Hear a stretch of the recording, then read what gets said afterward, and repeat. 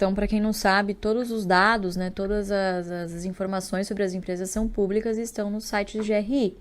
Então, se você digitar no Google, Banco do Brasil, RI, Sim. IRB, RI, Itaú, RI, né? Qualquer empresa da Bolsa que esteja listada, mais o RI na frente, tem o site lá de relações com investidores, que você tem acesso a todas as informações possíveis, né? E que o investidor precisa ter acesso.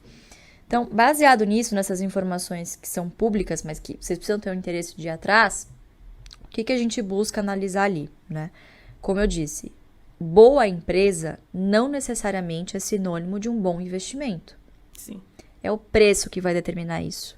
Não importa a qualidade da empresa. Toda empresa tem o seu preço. Seu preço justo, né? Claro, isso se você segue o Value Investing, né?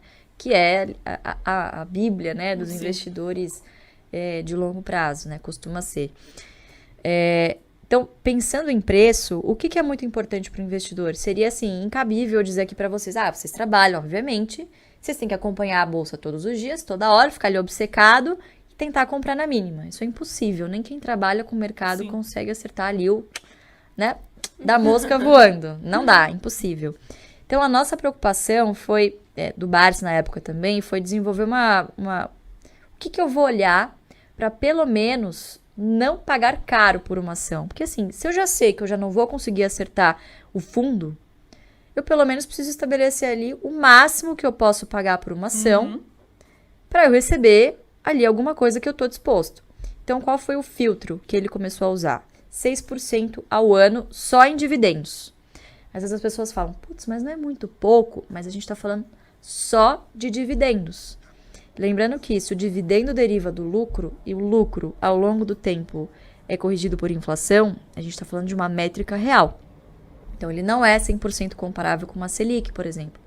Da Selic, você tira o IPCA e aí você tem a taxa de juros real. É com esse que a gente tem que comparar. Claro, no longo prazo é isso que faz sentido. Então, 6% é o teto. É o mínimo que eu quero receber. Com esse mínimo que eu quero receber, o que eu faço? Eu vou lá no site do RI, eu vejo a média, então isso é muito fácil, você vai somar os dividendos por ação em cada ano, divide por 5 ou 6, depende de quantos anos você analisar, você vai chegar ali na média de quanto mais ou menos essa empresa pagou nos últimos 5 anos. E dividir por 6%, 0,06. O que essa formulinha vai te cuspir ali? Que número é esse? Que é muito importante saber interpretar. É o preço teto. Então, esse preço teto é a minha margem de segurança, é o máximo que eu vou poder pagar por determinada ação para receber aquele mínimo de 6% ao ano em dividendos. Então, esse é basicamente o indicador que a gente sempre está olhando, né? Um dos principais? É um dos principais, na hora de tomar a decisão de comprar. Claro que antes de tomar a decisão de comprar o ativo, você precisa analisar a qualidade. Então, aí vem toda uma análise contábil. Então, você precisa analisar não só os múltiplos, mas também EBITDA, endividamento, liquidez, né? Todo aquele fluxo de caixa. Então, tem toda uma análise por trás. Eu tô falando já dos finalmentes, né? Sim. Então, as pessoas acham que a gente faz um filtro por dividendo, que tá pagando mais no momento. Não, a gente gosta de histórico. Não necessariamente o que está pagando mais agora vai ser o que vai pagar no futuro. Então, por exemplo, a Taesa é uma que está sempre no top 10 das boas pagadoras. Está pagando muito bem agora, a tendência é que continue. Não nesse nível, porque depende muito do IGPM, né? Tende a uma normalização, mas eu não tenho dúvida que vai continuar ali, pelo menos no top 10 nos próximos 10 anos, vamos dizer assim, como foi no passado, né? Então, é isso que a gente faz. A gente sempre está acompanhando esses números, que eles não ficam mudando toda hora. Eles só vão mudando se tem alguma mudança de perspectiva. Então, por exemplo, o Banco do Brasil pagava 30%, esse ano determinou que vai pagar 40% de payout, vai distribuir 40% do lucro. Opa, mudou meu preço teto, porque vai mudar o dividendo por ação que ela vai pagar, né? Então, você pode desenvolver duas métricas. Uma pergunta aqui, Luiz, ainda dá tempo de comprar Banco do Brasil? O que você acha? Olha, sempre dá tempo. A gente tem duas análises aqui, né? O pessoal se atém muito ao fato de ser uma controlada pela União, né? Então, tem a influência política. Mas é um banco, assim, cujo estatuto, cujas regras de governança têm dado uma certa blindagem, né? Eu acho que de 2016 para cá, pelo menos tem se tentado isso, né? Se conquistar isso com a lei das estatais, uma maior segurança jurídica, Sim. né? Um comprometimento dos administradores, até uma política mais rígida de indicação pelo governo desses candidatos que sentam nos conselhos de administração, né? Então, hoje não é qualquer Zé Mané de qualquer partido que sentam nos conselhos de administração. São conselheiros também independentes, de carreira, pessoas experientes e que, obviamente, também estão preocupadas com as suas reputações. Então, são pessoas que, teoricamente, têm um incentivo de tomar boas decisões para as empresas e para os acionistas que eles também representam. Então, eu acho que quando você tem ali investidores mais atentos, né, mercado prestando atenção nas estatais e administradores que estão, de fato, tomando decisões em prol da empresa e não do governo, do controlador, fins populistas, enfim, você tem ali melhores empresas, empresas com melhores governança. Não estamos ainda no céu, obviamente, muita coisa a melhorar, mas a gente evoluiu muito nesses últimos 5 anos. Vide, por exemplo, o que aconteceu com a Eletrobras, né? Sim. E toda a agenda de privatização que tá um pouquinho engasgada. Aos poucos, mas aos poucos a gente tá evoluindo. Mas, poxa, quanto tempo a gente já não fala de privatização de Eletrobras, né? E eu acho que as estatais vieram esse ano para fazer o pessoal morder a língua, né? Então, o pessoal que, não investe em estatal, muito arriscado. Poxa, Banco do Brasil despontou em relação aos outros bancos. Eletrobras também, bom, agora é privatizada, mas o governo ainda tem uma boa parcela das ações, então podemos dizer que tem forte influência.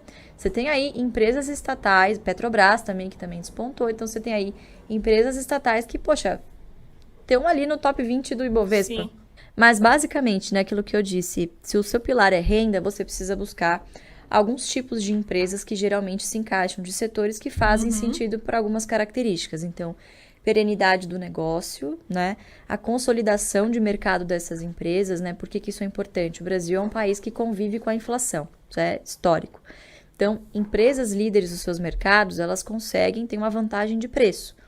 Elas repassam no preço esse viés inflacionário. Claro que isso não acontece para e passo, não é, a inflação veio, amanhã ela corrige, não é assim que funciona, mas quando você olha em retrospectiva, em média, ao ano, essas empresas, a maioria das empresas da Bolsa conseguiram repassar a inflação, superar a inflação, né? Porque são ativos reais. Então, Isso até é um debate, né? Muito... Exatamente. As ações, elas protegem... Sim, da sim. inflação. E de regra, sim. O problema é que, geralmente, o momento de maior oportunidade, justamente o momento em que a Bolsa está competindo diretamente com a renda fixa, né? Então, é complicado você convencer o cidadão de que é muito bom você investir na Bolsa para colher um dividend yield muito superior a 14%, né? 13,75% ao ano, mas para daqui 5 anos. Sim, agora ele não quer, né? Agora... Não, ele quer agora, ele tem agora. Então, para que ele vai esperar 5 anos? Mas o que às vezes as pessoas falham em entender é que 13% ao ano na Bolsa é sobre uma base crescente se você está em boas empresas. Sim. Né? Isso vai se compondo conforme você vai reinvestindo os dividendos. Então hoje, se eu olhar para trás e ver o histórico, se você comparar o preço que eu paguei em algumas posições que eu tenho versus o que elas me pagaram de dividendos, que é o que a gente chama de yield on cost, né, que é a rentabilidade do dividendo sobre o preço médio, o preço que você pagou, né, o quanto você desembolsou. Cara, eu tenho rentabilidade hoje, por exemplo, Braskem me pagou 40% ao ano, que é muito superior à renda fixa. Sim. E isso continua. Então, como eu tenho preços confortáveis, e se cair, poxa, eu estou disponível ali com os meus próprios dividendos, né, com esse fluxo constante para reinvestir, então você fica mais tranquilo, né, com esse colchão, enfim, com essa rentabilidade. Só que isso não vem da noite pro dia, isso foi construído. Eu tô investindo há quase 20 anos. 20 Não, 20 anos não, desculpa. Não, fiz a conta errada. Foi 2008. Para tudo, gente, para tudo. 20 anos não. Não comecei com 8, não. Foi com 14. Com 14 anos, foi em 2008. Então, assim, tô há bastante tempo investindo, né? Então, isso é construído ao longo do tempo. Então, o BEST é isso. São aqueles 5 setores que se encaixam nessas premissas básicas. Esse tipo de empresa que a gente busca. Então, BEST, para vocês nunca mais esquecerem. Bancos, energia, seguro, saneamento e telecom. BEST, de melhor mesmo. É para vocês nunca mais esquecerem esse acrônimo. Impossível esquecer. Claro que não é só você pegar as empresas desse... Ah, a Luísa falou lá que é para comprar qualquer coisa desses setores, né? Aí você vai e me compra uma Oi, por exemplo, que tá no BEST, mas, obviamente, né, tenham, né, parcimônia, obviamente, analisem as empresas, Sim. mas são bons setores para se começar, pelo menos. Olha, não necessariamente é mais importante, acho, as minhas maiores posições. Acho que as posições que mais pagam dividendos, acho que é até mais importante. Consequentemente, acabam sendo também as mais importantes na carteira, né? Mas hoje, sem dúvida, a BB Seguridade hoje, que é quase 30% da minha carteira, já foi mais, mas acabei parando de comprar e comprando outras coisas, e aí, naturalmente, a carteira vai se rebalanceando sozinha, né? Então, BB Seguridade, sem dúvida. Em segundo lugar, Santander. Terceiro lugar, Banco do Brasil.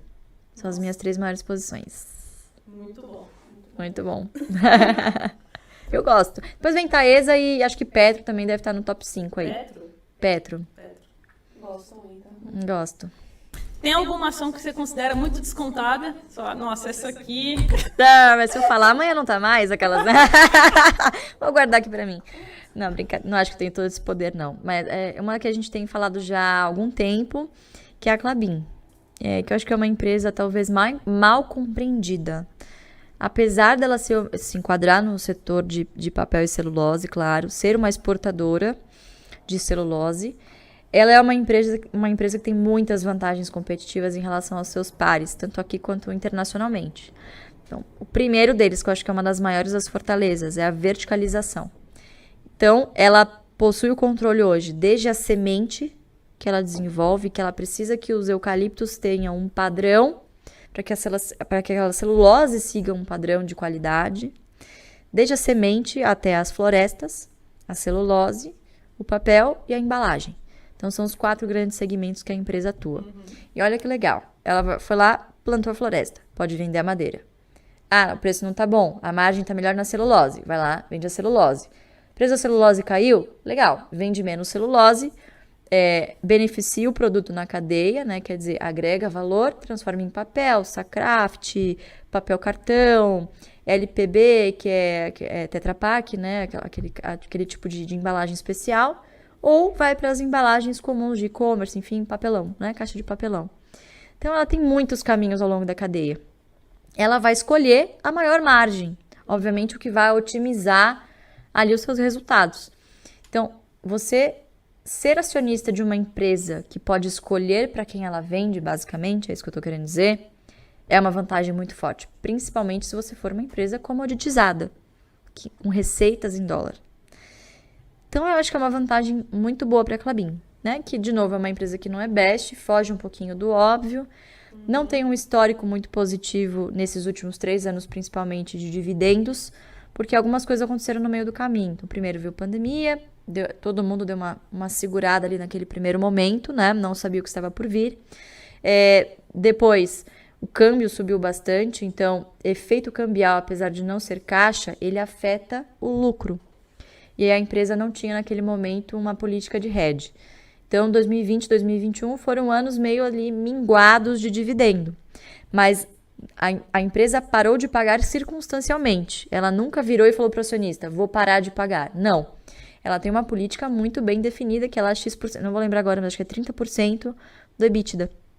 Então, é uma métrica muito fácil e que é uma métrica operacional. Ela precisa olhar o EBITDA justamente por isso, né? Quando você olha para trás, o lucro tem um comportamento errático por causa do efeito cambial.